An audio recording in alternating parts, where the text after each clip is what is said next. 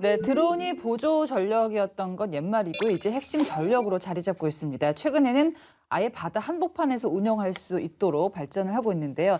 이게 유령 전함 덕분에 가능하다고 합니다. 드론 모함, 이게 유령 전함이라고 하는데 오늘 좀 알아보도록 하겠습니다. 조 박사님, 그 튀르키예가 드론 강국으로 알려져 있잖아요. 일단 요것 좀 물어봐야 될 것 같아요. 드론을 운영할 수 있는 항모를 진수했다. 튀르키예가 이 얘기가 있는데 드론을 운영할 수 있는 항모, 그리고 드론 모함이라는 단어도 있고요. 요 용어를 좀 정리해 주시고 튀르키예 얘기를 좀 해주시죠.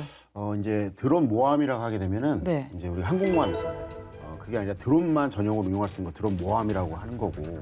근데 지금은 이제 그렇게 튀르키예 이외에 지금 아직도 튀르키예가 완성된 건 아니고요. 네. 계속해서 발전을 하고 있는 나라는 이제 튀르키예와 중국 정도가 있고, 나머지는 기존에 있는 항공모함을 이용해서 이제 유무인 복합으로 운영하고 있는 거죠. 네. 튀르키예가 왜 그러면 이 드론 모함을 가지게 됐냐? 되게 웃기는 스토리가 있어요. 원래 이제 미국과 러시아는 좀 이렇게 경쟁하는 관계잖아요. 그래서 갑자기 이제 튀르키예에서 러시아의 이제 대공 무기 체계인 S-400을 도입하기로 결정한 거예요. 그럼 미국이 화내잖아요. 화냈죠. 네. 예, 화내고 그러니까 이제 그 이면에는 또 이제 그 튀르키예는 미국의 F-35 계열을 또 이렇게 이제 도입하기로 결정되고 있었어요. 그러니까 S-400을 도입하니까 그걸 폐쇄해버린 거예요. 그러면은 그 F-35B라는 B를 운용하기 위해서 상륙함을 준비하고 있었거든요. 그게 이제 아나돌루라는 상륙함인데 그게 F-35B가 안 들어오니까 지금 쓸 데가 없는 거잖아요. 그러니까 그거를 어차피 남아있는 이제 상륙함이니까 그걸 좀 개조해서 드론 전용을 한번 만들어 보자라는 어떤 것으로부터 시작이 돼서 네. 지금 튀르키예가 세계 최초로 해서 이제 드론 모함 쪽으로 가려고 노력을 하고 아예 있는 거죠. 드론만 네네, 운영할 그렇죠. 수 있는. 그것도 물어보고 싶어요. 이제 항모 모함 개념 정리를 해주셨는데 그럼 항모에 들어가는 드론 있잖아요. 네네. 그게 일반 드론하고 다른가요? 지상에 있는 활주로 해서 하는 드론들 같은 경우는 좀 어느 정도 이제 길이가 그 이착륙 활주로 길이가 확보가 돼야 되잖아요. 그런데 이제 여기서 마찬가지 이제 튀르키예가 드론 모함을 이제 추진하면서 들어가야 될 어떤 그 무기 체계를 고민을 많이 합니다. 그래서 아제르바이잔하고 아르메니아 전쟁 2020년대 보게 되면 그 TB2가 거의 우리가 생각하기에 게임 체인저적인 역할을 했잖아요. 그걸 다 공군 조종사들이 다 조종을 했어요. 네. 예, 뒤쪽에서. 그러니까 도구 파이팅이 가능했던 거죠. 그렇기 때문에 아르메니아군이 이제 뭐랄까 단기간 내에 이제 격리됐는데 튀르키예는 그거를 TB3로 업그레이드를 해요. 이게 어떤 능력이 있냐면은 날개를 접었다 펼쳐서 할 수 있어요. 날개 폭이 14m고 길이가 8.35m인데 접이식으로 되기 때문에 공간의 효율성을 창출할 수가 있고요. 최대 이력 중량이 이제 1,450kg이고 탑재 중량이 280g이에요. 172마력이고 24시간 동안 채공할 수 있고요. 항속거리가 무려 1,852m예요. 이 정도면 그냥 비행기 아닌가? 그 비행기죠. 네. 예, 무인에서 무인 전투를 한 번 더 창출하는 효과이기 때문에 이 작전 반경이 넓기 때문에 이건 전략적 수준이라고 말하기보다는 초전략적 수준이다라고 얘기할 수 있고요. 더 놀라운 건 뭐냐면 그럼에도 불구하고 이제 그 이착륙 거리를 확보해야 되잖아요. 그래서 앞에 보면 중국 거의 어떤 항공모함 보게 되면 앞쪽이 이렇게 스키드 형태로 이렇게 쭉 점프대처럼 이렇게 휘어져 있잖아요. 이 아나돌루 이 항공모함에도 앞쪽이 이제 스키드처럼 이렇게 뭐랄까 점프할 수 있는 것처럼 돼 있어가지고 이륙을 할 수 있도록 해준 게 있고요. 또 중요한 건 뭐냐면 튀르키예는 여기서 끝나는 게 아니에요. TB3의 업그레이드 버전인 어떤 그 공격형 UAV들이 있어요. 그게 이제 앙카라 3라든가 아큰지 같은 것들도 이제 추후에 전투 실험을 통해서 다시 탑재를 하겠다. 그리고 또 여기에서 허젯이라고 하는 자체 개발 경전투기도 배치할 수 있다라고 발표를 한 거예요. 이 터키가 중심이 돼서 하는 모습들을 잘 봐야 되는 게 뭐냐면 제가 보기에는 이제 우크라이나 러시아 전쟁에 우크라이나 군과 비져갈 만큼 이 터키의 어떤 드론력이 세기 때문에 네. 전 세계적으로 이제 좀 교훈이 될 만한 게 많죠. 그럼 지금까지 그럼 드론을 어떻게 운영하느냐 저희가 살펴보니까 지상기지나 이동식 차량을 이제 활용을 했었더라고요. 굳이 이제 드론 모함이라면 이제 바다로 나가서도 하겠다는 거잖아요. 이래야 될 이유가 있습니까? 일단은 지구 표면의 71%가 바다예요. 그러네요. 예. 한마디로 전략적 어떤 이점이 있기 때문에 그렇게 했던 거죠. 그러니까 지상에서 출발을 하게 되면은 더 많이 가야 되겠네요. 그렇죠. 그렇죠. 예. 아무래도 이제 드론이 기술이 발전하면서 예전에는 정찰만 했잖아요. 근데 공격, 심지어는 전자전까지 하게 됐어요. 근데 이제 그런 식으로 드론의 활용도가 넓어지다 보니까 이제 이것들을 바다로 가져와서 항공모함이라든지 상륙함에 올려서 이제 한마디로 전투기보다 싸잖아요. 네네. 크기가 작기 때문에 같은 어떤 그 함정에 유인 전투기보다 드론을 더 많이 실을 수가 있어요. 그러니까요. 그리고 사람이 타는 공간이 있지 않습니까? 전투기에 사람이 타는 공간이 그것도 생각보다 많이 커요. 그러다 그것도 보니 없고. 같은 항속거리를 낼 수 있는 드론일수록 크기는 더 작아져요. 같은 상속거리를 가고 같은 무장을 할 수 있는데 오히려 크기는 작아지니까 더 많은 양을 실 수가 있는 거죠. 이건 뭐예요? 제가 이제 일반인이다 보니까 단어가 어려워서 캐터펄트라는 게 있더라고요. 캐터펄트. 예. 우리말로 하면은 사출기라는 사출기의 수익이. 사출기. 예. 아. 그러니까 사출기라는 건데 혹시 영화나 같은 데 보시면 항공모함에 비행기 뜨고 나면 하얗게 수증기 뜨지 보이셨죠? 맞아요. 예. 그거는 증기를 이용해서 그래요. 아, 매연인 줄 알았어요. 뭐지 그렇게 보시는 분도 있긴 해요. 근데 증기가 왜 그러냐면 예전에 증기기관차 있지 않습니까? 증기기관차 물을 끓여서 그 증기를 만들고 증기 압력으로 피스톤을 돌리고 있잖아요. 똑같이 핵 항공모함도 불구하고 거기서 증기를 일으켜서 사출기에 맞게끔 이제 증기압을 모으는 거예요. 그래서 그거를 항공기를 걸고 쑥 하면은 이제 압력이 해제되잖아요. 그러면 거기서 이제 압력이 해제되면서 이제 중기가 뿜어져 나온 거죠. 아, 그런 형태. 네, 그런데 요즘은 그것도 없어지고 있어요. 이 사출기 방식이 전자기식으로 바뀌고 있어요. 전자기식으로. 그러니까 레일건이라는 방식, 그러니까 레일건이라는 그 자석의 힘으로 한꺼번에 강력하게 빵 때 밀어주는 거예요. 그러면 수증기가 안 나오겠네요. 안 나와요. 무인기 같은 경우는 아까 조금 작다 그랬잖아요. 네. 그럼 한마디로 너무 큰 압력을 하면 얘가 부러져요. 아. 다리 같은 경우에. 수증기가. 그런데 거기에 연약하네. 맞게끔 이제 한마디로 사출에 필요한 에너지량을 조절을 하기 때문에 예, 그것도 드론에 아주 필요한 기술이다. 그것도 드론이 아주 컸을 때 조그만 것들은 그렇지 않아도 돼요. 그냥 자기 힘으로 뜰 수도 있긴 한데 아니, 뭐 드론도 작은 거, 큰 거, 소형차, 경차, 중형차 다 있을 테니까요. 이게 드론이 뭐 여러 번 이제 다 아실 거예요. 드론이 우크라이나 전장에서 굉장히 맹활약을 했다. 어느 정도였냐면 러시아 흑해 항대 정말 악명이 높아요. 명성이 높습니다. 이거를 격추했단 말이에요. 우크라이나는 이거보다 한술 더 떴어요. 그러니까 더 작은 거를 투입하면서 튀르키예보다 더 큰 효과를 내고 있거든요. 그래서 지금 현재까지 흑해 함대에서 있는 어떤 전투함이랑 잠수함 이런 것들 다 봤을 때 전문가들에서 좀 의견이 분분하지만 최대 3분의 2까지 지금 현재 격파가 됐다고 보고 있고요. 그래서 이제 그 유명한 흑해 함대가 지금 다 배 그러니까 각각 다 소살해서 어디 간지 몰라요. 지금 힘을 못 쓰고 있어요. 흑해 함대가 없으니까 활동 안 하니까. 그러니까 어떻게 돼요? 결국에는 지중해에서 흑해로 들어가는 해상 보급로가 열려 있기 때문에 우크라이나가 지금 버틸 수 있는 어떤 요인 중에 하나가 되는 거예요. 그때 사용한 게 뭐냐면 자폭형 무인 수상정이에요. 이걸 어떻게 운용하냐면 100에서 150km 후방에서 운용했다고 해요. 그리고 이거를 근접 지역에서 이제 국제사회로부터 지원받은 위성 정보라든가 아니면 나토군이나 미국으로부터 받은 그 정보에 대면 특정 지역에 뭐가 있다라고 할 거 아니에요? 그러면 이거를 안전하게 움직여야 되잖아요. 그때 어떻게 사용하냐면 민간, 선박이나 보트 이런 것들을 이용해가지고 그게 하나의 모선이 되는 거예요. 모선이 돼서 진짜 그래서 창의적이다. 은원패를 시켜가지고 이제 크림반도에 보게 되면은 해안선을 따라갖고 이제 침투를 시키는 거죠. 시켜놓고 거기다가 이제 안착을 시켜놓고 전개를 시킨 다음에 스타링크를 통해 가지고 이제 그거를 조정을 하는 거죠. 그때 이제 여기서 조종할 때도 되게 재밌게 사용을 해요. 어떻게 하냐면은 어쨌든 간에 그 함정 같은 경우는 정박을 해야 되잖아요. 그러면 우선 이제 육지 쪽에다가 자폭 드론을 날려가지고 그게 상황을 발생시켜요. 그러면은 모든 경비 부대가 그쪽으로 육지 쪽에 공격이 오고 있다라고 생각해서 글로 집중할 거 아니에요. 그때 해상에서 아까 말씀드린 것처럼 자폭형 무인수상정을 보내요. 근데 이것도 발각이 돼요.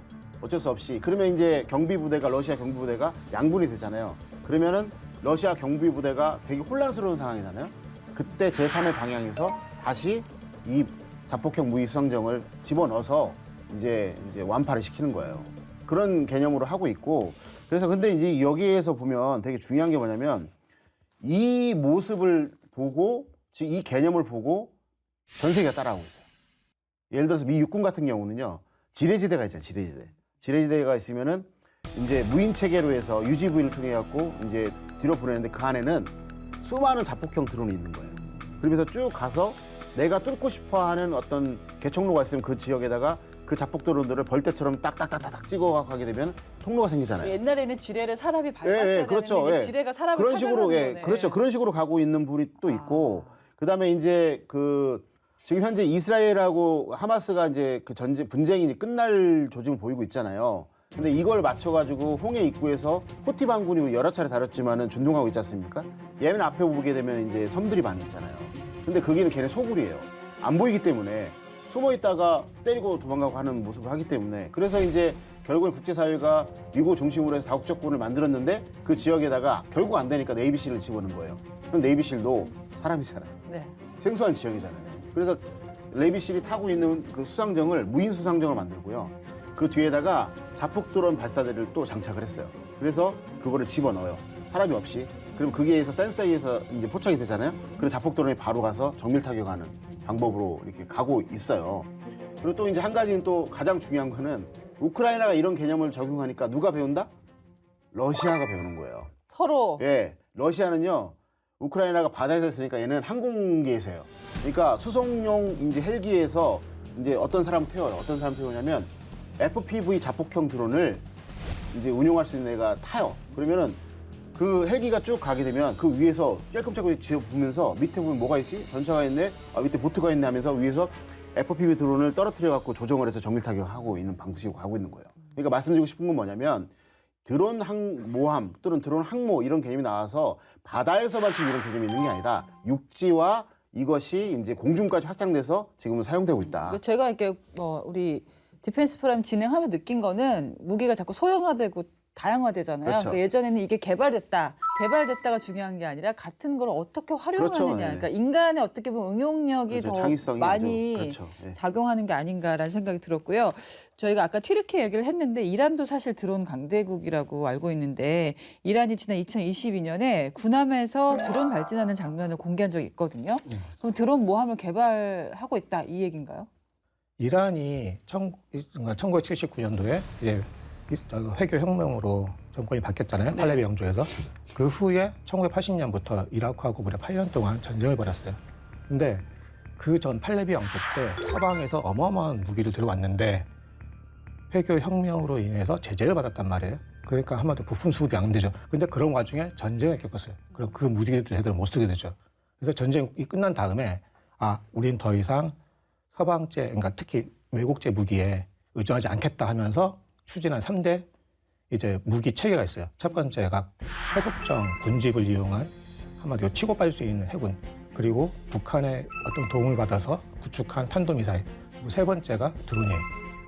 그러니까 한마디로 이제 1980년대 말부터 많은 투자를 해왔기 때문에 지금 러시아에서 사용하고 있는 샤헤드 136이 나왔고, 그리고 헤즈볼라, 후티 반군, 하마스가 운용하는 그 드론들도 다 전부 이란에서 다 기술을 제공을 해서 저는 드론이 역사가 짧은 줄 알았는데 굉장히 오래됐네요. 그죠. 이란 드론은 상당히 오래됐어요. 그렇군요. 왜 그렇게 드론에 힘을 쓰느냐? 그 지역에서 특히 중동에서는 순니하고 시아의 어떤 그런 정파 관계가 있잖아요. 물론 솔직히 종교 때문에 싸우는 건 아니겠지만 결과적으로는 정치적인 싸움이죠. 거기서 걸프 지역에서의 그 헤게모니를 위해서 드론을 적극적으로 활용하는 거예요. 근데 그거는 지금까지 보시면 예멘 후티, 그다음에 하마스, 헤즈볼라 다 육상이잖아요. 그러면 공격 방향은 뻔한 거예요. 사우디라든지 아랍에미리트든지 아니면 요즘 같은 경우 이스라엘이죠. 근데 이제는 그것을 바다로 이용해서 한마디로 사우디의 후방에서 칠 수도 있고, 그렇게 되면은 전략적 유연성이 훨씬 늘어나게 되는 거죠. 예. 지금 그럼 드론 모함은 어느 정도? 일단 보면 차근차근 하고 있어요. 아까 2022년 말씀하셨잖아요. 그때 이 조그만 상륙정을 이용했거든요. 한마디로 그 전차 상륙정이에요. 전차 상륙함. 그런데 그거와 함께 이제 러시아에서 도입한 킬로급이라는 잠수함이 있어요. 그게 물 위로 부상을 해서 거기서도 드론을 발사하는 시험을 했어요. 그렇죠. 한마디로 드론에 몰빵한 거나 마찬가지예요. 드론에 몰빵했다고요? 네. 네, 드론에 몰빵했다고 보면 돼요. 그리고 그 다음에는 이제 운용을 하기 위해서 이제 운용의 묘를 발전하기 위해서 뭘 했느냐. 중고 화물선을 개조를 해서 그 위를 평평하게 만들어서 거기에 드론하고 탄도미사일까지 올려놨습니다. 또 응용력을 네. 발휘하네요. 그런데 그 다음에 이제 최근에 위성사진행에서 발견된 건데 아이 화물선을 있잖아요. 개조를 해서 서방제 항공모함들 보면 이게 이런 가판이 있고 옆으로 이렇게 가는 뭐지 경사가판이 있잖아요. 경사가판을 아예 해놨어요. 아, 한마디로 고정익 드론 있지 않습니까? 그거를 서방의 항공모함처럼 운영을 하겠다. 그런 야심을 보인 거죠. 근데 아직까지 그게 거기서 드론을 뭐 운영했는지는 아직 정확히 밝혀진 건 없어요. 이란이 사실 경제 제재 때문에 좀 힘들잖아요. 근데 그렇죠. 말씀 들어보니까 뭐 이가 없으면 잇몸으로 한다고 가용한 걸 모두 활용하고 있네요. 궁하면 통한다 할까요? 궁즉통. 궁중통. 그렇군요. 그럼 궁즉통이 아닌 미국은 어떨까요? 예. 미국에 의외로 전용 드론 모함이 없어요. 여기에서 이제 그 가장 유명한 게 지금 유령함대라는 프로젝트가 있잖아요. 이게 이제 미국과 중국이 전략적 경쟁을 하면서 결국에는 이제 중국의 A2AD가 너무 이제 강하니까 그러니까 그 안에서 뭐 지대해, 지대공, 그다음에 뭐 잠수함, 뭐 전투함 이런 거 너무 강하니까 결국에는 유인 전투력이 들어가서 하게 되면은 이제 피해가 불가피하잖아요. 그렇기 때문에 유인 어떤 전력 앞에 해군 유인 전력 앞에 나는 무인 전력을 전개를 좀 할 거야.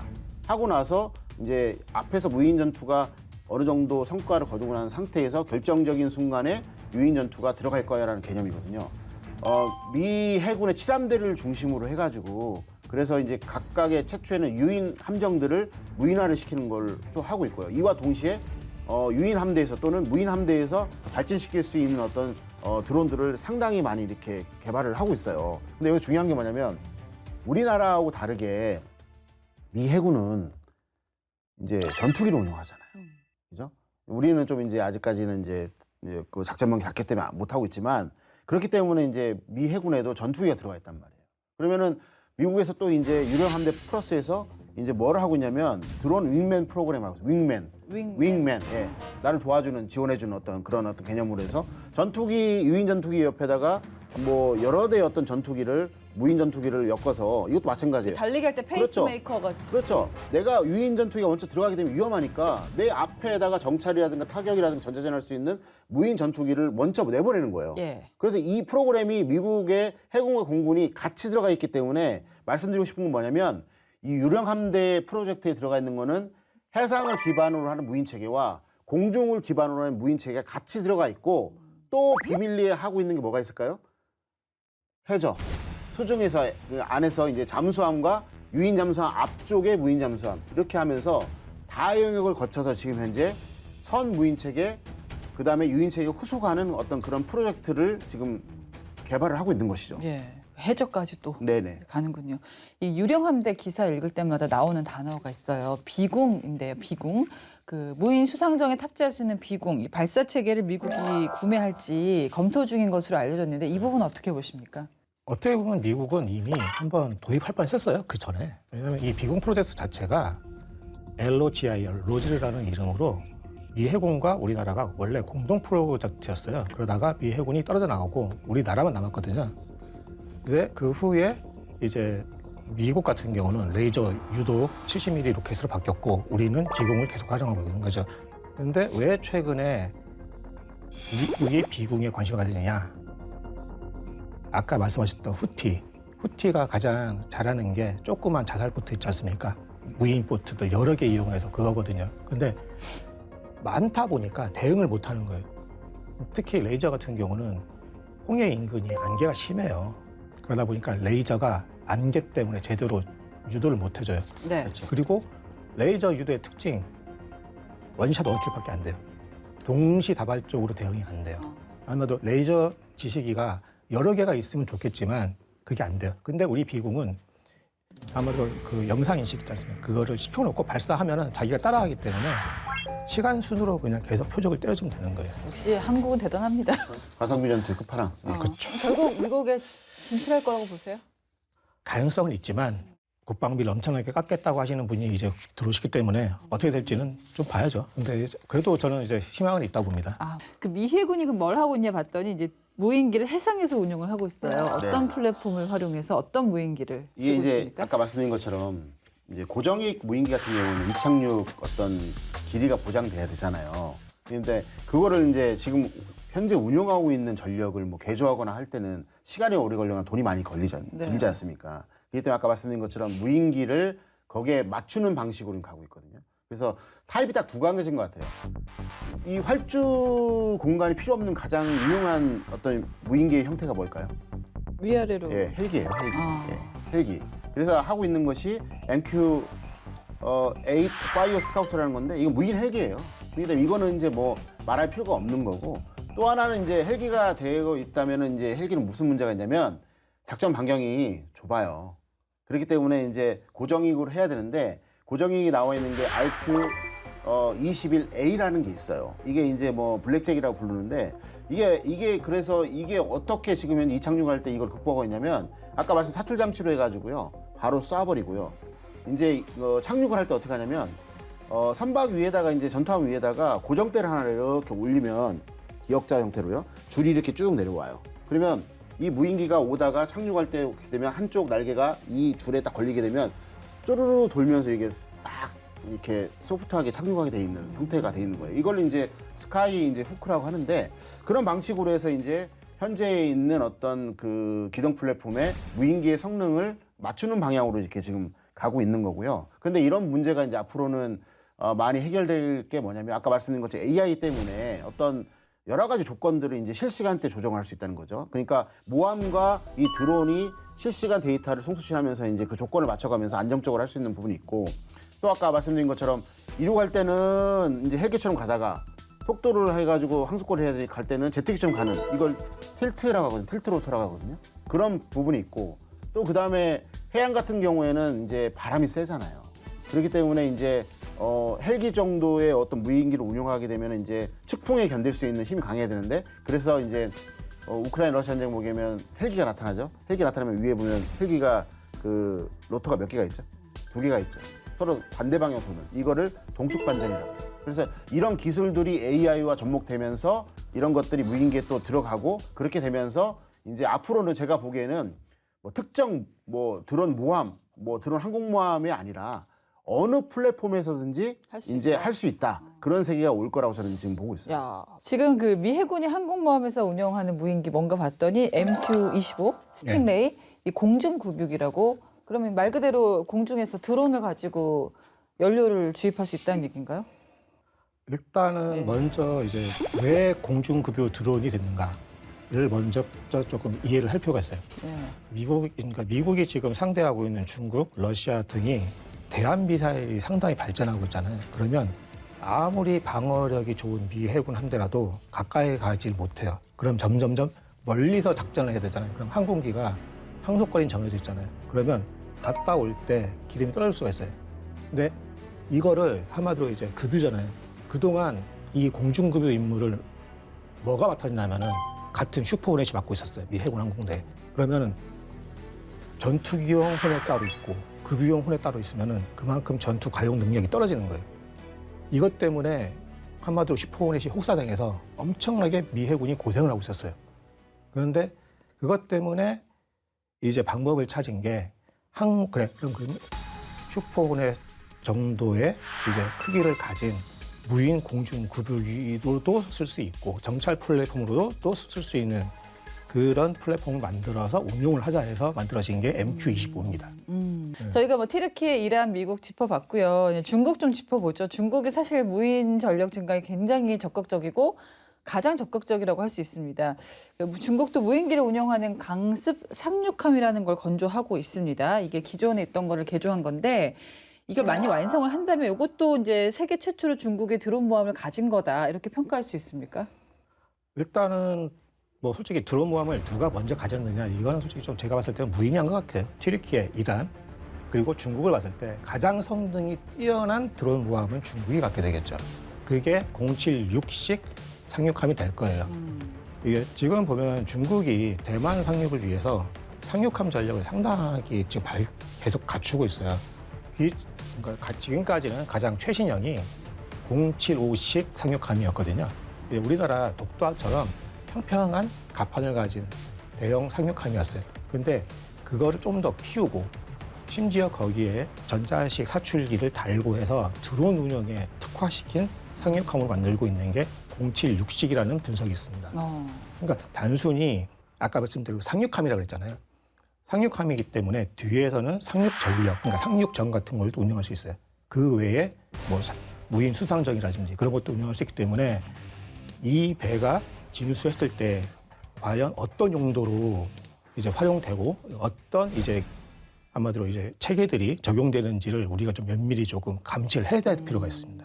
그 미국하고 대만이 바짝 긴장할 수밖에 없는 것이요. 지난 에어쇼를 보니까 신형 드론 캐리어라는 걸 공개했어요. 그 말 그대로 드론을 나르는 하늘 위에서. 어떻게 보면 저는 그 모함보다 이게 더 좀 놀랍거든요. 이게 이름이 SS UAV 제트 탱크예요.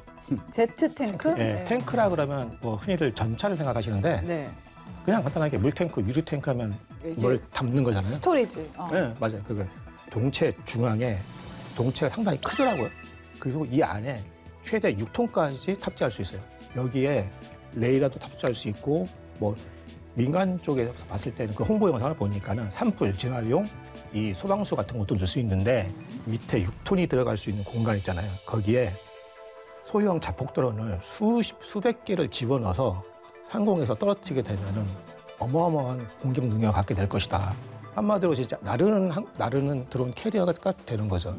그러니까 중국이 아까 다양한 무인 체계 그리고 인공지능에 투자를 하고 있다고 하잖아요. 한마디로 그걸 적용할 수 있는 어플리케이션도 우리의 한마디로 상상을 좀 뛰어넘는다 그럴까요? 사실 옆에 그 국방력이 강화되면 사실 옆에 있는 입장에서는 좀 불안할 수밖에 없는데 미국이 가만히 있지는 않잖아요. 근데 사실 지금 방금 말씀하신 이제 중국의 신형 드론 캐리어 SS UAV 제트 탱크가 저는 이렇게 봐요. 뭐 중국 스스로 생각해서 나온 게 아닌 것 같고요. 이제 이와 비슷한 프로젝트는 이미 이제 미국의 다파에서 우리나라 이제 방사청 비슷한 그런 쪽에서 이제 하고 있었어요. 방사청보다는 뭐라고 해야 되나? ADD? 예, 그런 쪽에서 이제 하고 있는 프로그램을 하고 있는데 그때 이제 미 드론 캐리어 프로젝트를 이제 그림린스 프로그램이라고 해요. 그게 뭐냐면은 C-130 수송기는 다 아시는 거잖아요. 거기 안에다가 엄청나게 많은 이제 그 개념이 뭐였냐면 소형 이제 벌떼 드론을 이제 탑재시켜 놓고 작전 저희가 다 뿌려버리는 거예요. 뿌려버리는데 그 벌떼 드론 안에는 뭐가 있냐면 전자전을 하는 애가 있고 그다음에 감시 정찰하는 애가 있고 타격하는 애들이 막 있어요. 그러니까 결국에는 내가 이제 어떤 타격목표에 가서 수많은 어떤 벌떼 드론을 싼 거를 다 뿌려버리니까 지상에서는 그거를 이제 대응을 못 하는 거예요. 이때 압도적인 전투력을 투사하기 위해서 그걸 뿌려버린 거거든요. 그래서 이게 바로 이제 그림린스 프로젝트인데 이게 어쨌든 간에 딱 뿌리고 나서 임무를 수행하다 보게 되면 소멸되는 게 있을 거 아니에요. 그리고 인공지능에 의해서 필요한 어떤 기능은 옆에 있는 소멸되지 않은 드론한테 이게 핸드오버가 돼요. 인계가 된단 말이에요. 그래서 계속해서 이제 지능 검투를 하게 되어 있고 또 이게 살아남은 건 회수가 가능해요. 회수를 어떻게 하냐면 우리 이제 영화나 아니면 이제 저도 뭐 그런 경험 한번 있었지만은 갑자기 항공기를 타고 가는데 민항기를 타고 가는데 뭐 위에서 뭐 떨어지잖아요. 산소호흡기 같은 것들. 회수할 때도 C-130 뒤쪽으로 해서 그런 것들이 쭉 나와요. 그러면은 얘네가 자기의 어떤 선을 찾아가고 딱 그 장착을 하는 거예요. 그럼 끌어들여요. 끌어들이고 나서 그거를 다시 정비하고 재투입을 해요. 그러니까 이게 이제 미국의 다파에서 했던 그림린스 프로그램인데 이 프로그램이 2021년 10월 달에 C-130 항공기에서 성공적으로 이제 말씀드린 것처럼 회수가 됐어요. 그러니까 이런 모습들이 이제 언론에 직간접적으로 노출이 되잖아요. 그러니까 이런 모습을 보고 중국이 이제 따라했을 가능성이 되게 높고요. 이 속도보다 중국이 더 빠르다는 거예요. 중국은 뭐냐면 권위주의 국가이기 때문에 막 그냥 밀어붙이는 거예요. AI도 발전시켜버리고 다 싫어. 그냥 쏟아 하면서 엄청나게 많이 돈이 투자되더라도 실패를 거듭하더라도 그냥 무조건 밀어붙이는 거예요. 지금 엄청나게 많은 전투 실험을 하고 있거든요. 그래서 지금 이 순간에도 이 미국의 달파에서 하고 있는 그림린스 프로그램 대적할 수 있는 이 드론 캐리어 SS UAV 제트탱크 프로그램이 우리가 보이지 않는 우리가 볼 수 없는 곳에서 지금 전투 실험이 진행되고 있다. 이렇게 보셔야 되는 겁니다. 미국의 공중 항모의 꿈 1930년대로 거슬러 올라가는데요. 딥하고에서 알아봅니다.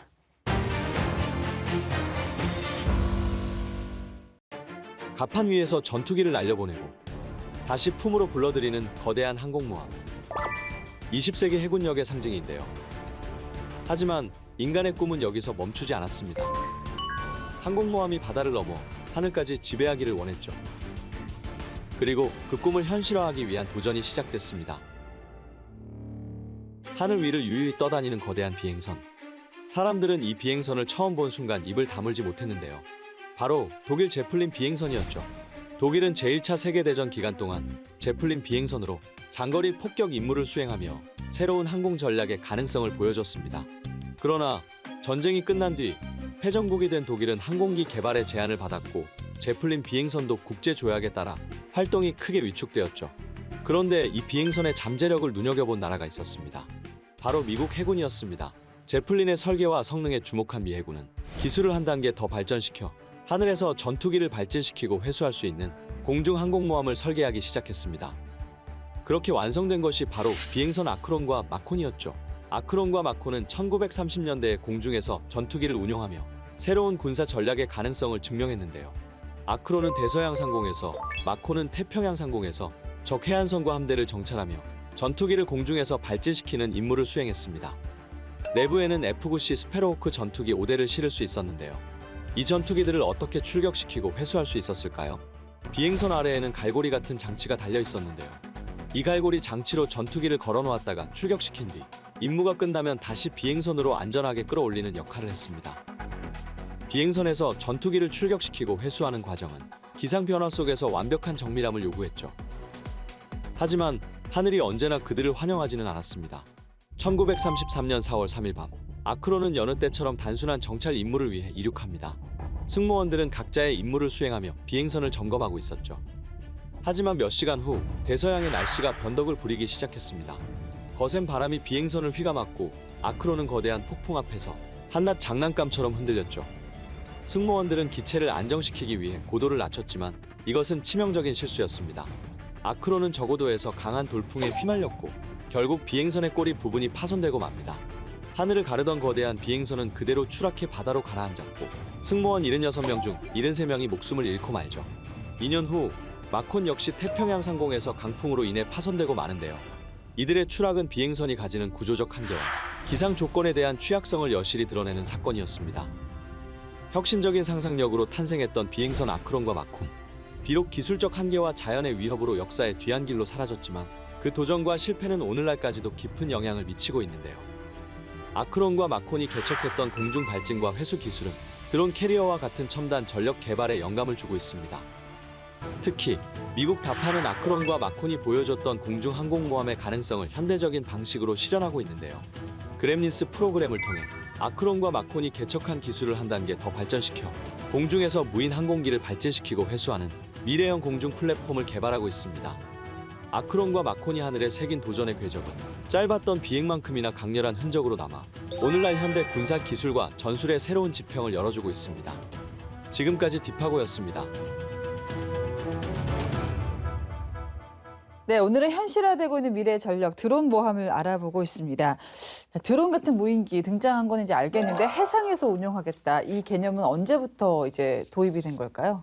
미국이 지금까지 역사상 가장 이제 뭐랄까 분노를 느꼈던 사건이 뭘까요? 진주만. 맞았습니다. 진주만의 공격을 한마디로 급습을 당한 다음에 이제 대일 이제 참전을 했죠. 그래서 태평양 전쟁이 이제 본격적으로 시작됐는데 그 후인 이제 1942년 1월에 그 당시에 미 해군 항공청이라는 곳이 있었어요. 여기서 이제 폭탄을 적재하고 적진에 날아가서 이제 투하고 오는 것까지는 이제 기본적인 이제 폭격기랑 같죠. 그런데 이게 무인기 드론. 그런데 이거를 위해서 이제 처음 개발했던 게 있어요. TDN-1이라는 이제 시험 기체였어요. 그런데 생각보다 옛날에는 이제 이 무선 통신 기술이 잘 발전 안 했잖아요. 그러다 보니 이제 운용도 좀 어렵고 그렇게 해서 일단은 딱 100대만 만들고 이제 끝냈어요. 그럼에도 불구하고 계속적으로 이런 개념이 참 좋겠는데 이것보다 더 잘 만들 수 있는 업체 있으면 나와봐 해서 찾은 곳이 인터스테이트 에어크래프트라는 곳인데 TDR-1이라는 걸 만들었어요.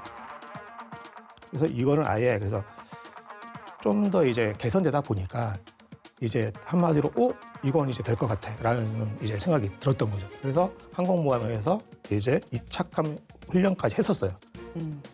그리고 이제 양산을 이제 해야 되는데 이거 굳이 만들기도 어렵고 그리고 이제 스스로 날아가는 게 아니에요. 얘는 무선 조종을 해야 되는데 옆에 전투기가 따라 붙어서 이 폭격기가 그러니까 무인 폭격기에서 이제 그 당시에 텔레비전 카메라가 있었어요. 이 초창기 텔레비전 카메라. 거기서 촬영한 영상을 보고 얘가 무선 조종을 해서 가야 되는 거예요. 그러니까 어떻게 보면은 야 이건 무인인데 왜 조종기까지 같이 가야 되냐. 그래서 이게 점점 이게 좀 아주 개념이 모호해지는 거예요. 그래서 이제 결과적으로 배고가 배꼽이다. 그래서 이제 이것도 좀 비용 대비 효과가 안 나오겠다. 그래서 결과적으로 그냥 어차피 우리 한마디로 이제 미드웨이 해전 이후에는 이제 미국이 승기를 잡았잖아요. 그러면서 이제는 우리가 그냥 기존 전력으로 해도 될 것 같아. 그렇게 해서 얘는 취소를 했어요. 하지만 개념이 등장한 건 상당히 오래됐다. 그렇죠. 예. 자, 드론 모함 저희가 이제 좀 쭉 살펴봤습니다. 지난해 독도함에서 고정익 무인기가 이륙을 했었어요. 네네. 예, 우리는 어떻습니까? 이게 모하비라는 이제 미국산 비행기인데요. 우리가 미국의 이제 무인기를 딱 생각하게 되면 고정익 중에서 딱 생각하는 MQ-9, 리퍼, 그다음에 이제 MQ-4, 그다음에 이제 그레이 이글 이런 정도를 생각하는데 이게 이착륙을 하기 위해서 8주로가 1,500m가 필요해요. 근데 해군에서 한 건 왜 그럴까요? 이런 어떤 무인기들을 해군 함정에서 운용할 수 있을까라는 것을 테스트한 거죠. 왜냐면은 미국과 이제 중국의 전략 경쟁에서 이런 어떤 유령함대가 나오고 있고 우리나라도 그 한복판이 있기 때문에 이런 어떤 기류를 거슬 수 없는 거예요. 그래서 이 모하비 같은 경우는 이제 우리가 알고 있는 MQ-9 리퍼보다 작아요. 날개 길이가 16m고 동체 길이가 9m지만 이게 이제 강력한 엔진을 갖고 있기 때문에 헬파이버 미사일 16기를 탑재할 수가 있는, 장착할 수가 있는 거예요. 그래서 이제 보게 되면은 가성비가 이제 전투 효율성이 되게 높은 어떤 전투 무인기인데 모하비가 무장을 하지 않았을 때는 122m의 활주로가 필요하고요. 무장을 할 경우에는 304m가 필요했던 거예요. 그래서 이런 부분들을 이제 해군에서 딱 한국을 딱 바라보니까 뭐라고 있죠? 국방혁신 4.0을 딱 하고 있으니까 해군도 마찬가지 네이비시 고스트 프로젝트를 하고 있으니까 이거 기회가 될 수 있겠구나. 그다음 해군도 필요한 거니까 이게 이해관계 맞아가지고 실험을 실시한 건데 근데 독도함에서 이제 실시를 한 거예요. 독도함 같은 경우는 우리가 보유한 함정 중에 가장 큰 함정이잖아요. 그래서 14,000톤급의 어떤 대형 수송함이고 이제 비행 갑판만 200m 가까운 199m예요. 그래서 여러 번 이때 이제 11월 달에 했는데 그때 했던 여러 이제 전투 실험을 이착륙을 했을 거 아니에요? 그때랑 평균이 한 70에서 90m 정도 됐다는 거예요. 그래서 이걸 가지고 해군에서는 이제 딱 본 거죠. 우리가 갖고 있는 상륙함에서라든가 이런 어떤 해상 플랫폼에서도 운용할 수 있는 여지가 있겠구나는 걸 확신하고 더 웃긴 건 뭐냐면 이거를 모하비를 만든 제너럴 아토믹스에서 모하비가 한국의 그 짧은 활주로를 가진 이제 상륙함에서 성공을 했다라고 지금 대대적으로 홍보를 하고 있는 거예요. 전 세계적으로. 우리나라가 지금 보게 되면 잘 보십시오. 여러 가지가 겹쳐져 있잖아요. 미중의 전략 경제라는 부분이 있고 병력이 또 없잖아요.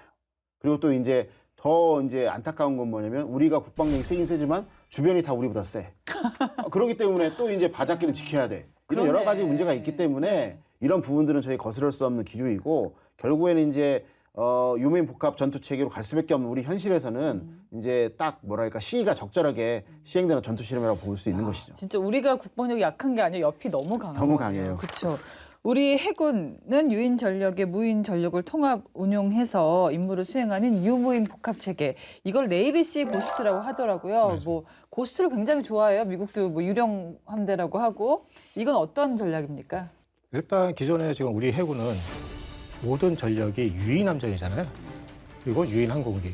근데 이것들을 이제 트렌드에 맞게끔 이제 무인 함선을 중심으로 해서 무인 잠수정 그리고 무인 항공기까지 통합을 해서 운영하는 미래형 작전 개념으로 가는 건데 한꺼번에 바로 가는 건 아니고요. 단계적으로 네. 이제 기능과 성능들 그리고 이제 그런 것들을 이제 단계적으로 해서 2040년대에 완성한다는 그런 개념으로 돼 있습니다. 근데 그 이전에 그럼 우리는 그좀 기존에는 우리는 그럼 바다에서 드론을 운영하지 않았었느냐? 그건 아니에요.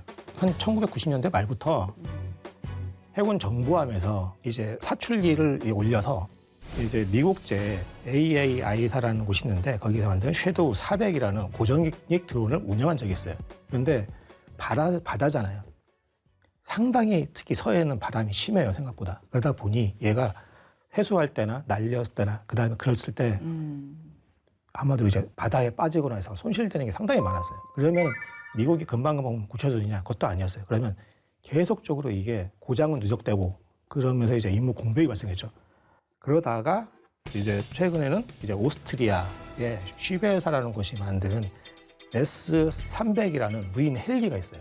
여기에 우리나라 한화 시스템이 만든 이제 EOIR 그리고 뭐 사 이런 레이더들을 붙여서 이제 지금 우리 해군하고 해병대에서 지금 정찰 감시용으로 지금 운영하고 있습니다.